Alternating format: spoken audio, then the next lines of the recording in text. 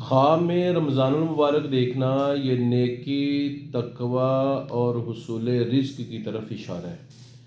اس بات کی طرف اشارہ ہے کہ یہ آدمی گناہوں سے توبہ کرے گا اور اس کی زندگی کے اندر ایک انقلاب برپا ہوگا جو کہ اچھائی اور نیکی پر مشتمل ہوگا۔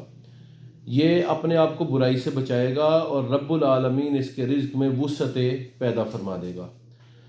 رمضان المبارک کو خواب میں دیکھنا یہ خیر اور برکت کی علامت ہونے کے ساتھ ساتھ دنیاوی ترقی کی طرف بھی اشارہ ہوا کرتا ہے کہ ایسا آدمی روحانی طور پر بھی ترقی حاصل کرے گا اور دنیاوی اعتبار سے بھی اللہ تعالیٰ اسے بلند مقام و مرتبہ عطا فرمائے گا کہ وہ اپنے اعزاء اقربا میں سے وہ مقام حاصل کرے گا جو اہل ثروت، اہل دانش کو حاصل ہوا کرتا ہے۔